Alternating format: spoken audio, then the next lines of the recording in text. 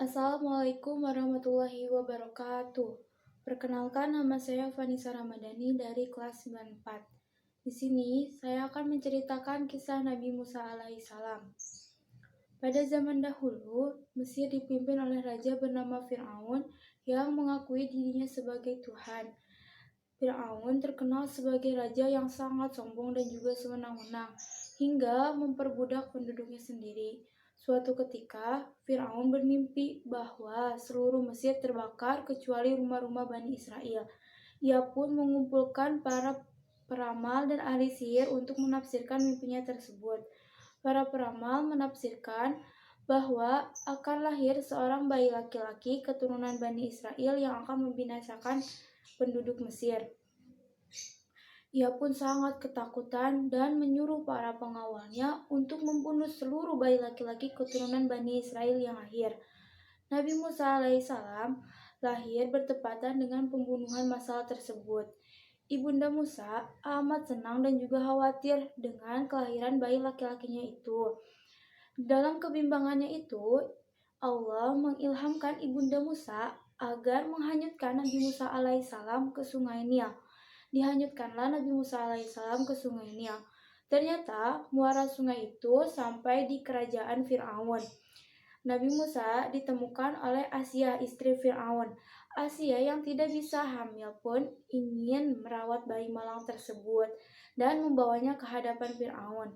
Ketika Musa ingin meminum susu, Asia mendatangkan beberapa ibu susu untuk Musa. Namun anehnya, bayi Musa menolak semuanya, hingga akhirnya Musa mau minum susu pada ibu kandungnya sendiri, yaitu Yukabat. Musa tumbuh menjadi pria yang sangat baik hati. Selama bertahun-tahun, ia sangat bersabar dalam menghadapi kekejaman Fir'aun. Namun, semakin hari kekejaman Fir'aun semakin menjadi-jadi. Para pengikut Nabi Musa alaihissalam banyak yang disiksa dan dikerja paksa agar kembali mengikuti perintah Fir'aun.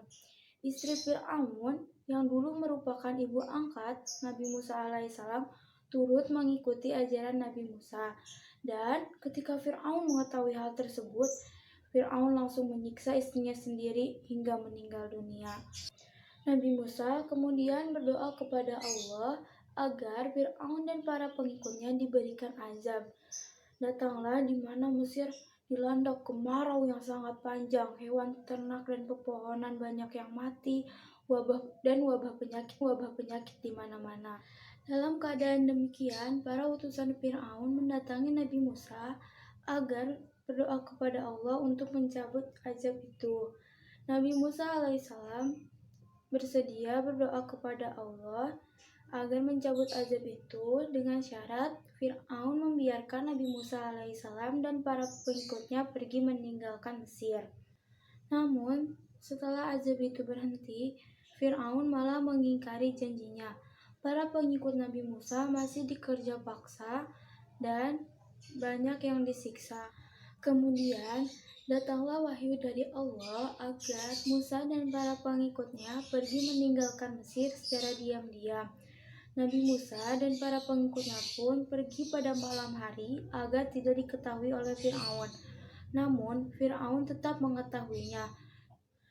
Fir'aun dan ribuan bala tentaranya pun menyusul rombongan Nabi Musa alaihissalam. Ternyata, perjalanan mereka terhambat oleh lautan yang sangat luas, hingga akhirnya turunlah wahyu dari Allah Subhanahu wa Ta'ala kepada Nabi Musa alaihissalam yang berbunyi, "Pukullah lautan itu dengan tongkatmu." Maka terbelahlah lautan itu, dan tiap-tiap belahan seperti gunung yang besar. Quran Surat Asy-Syura ayat 63. Lautan pun terbelah menjadi dua.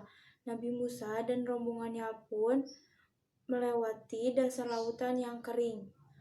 Saat Nabi Musa alaihissalam sudah tiba di daratan dan Fir'aun masih di tengah lautan, Allah mengembalikan lautan seperti semula.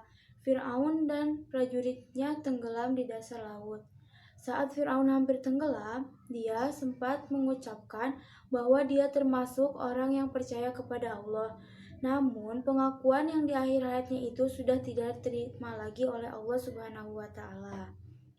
Nah, Hikmah yang dapat kita ambil dari kisah Nabi Musa alaihissalam adalah kita tidak boleh bersewenang-wenang kepada orang lain karena perbuatan itu tidak disukai oleh Allah Subhanahu wa taala, dan tobat pada akhir hayat pada saat ditimpa oleh azab tidak lagi diterima oleh Allah Subhanahu wa taala.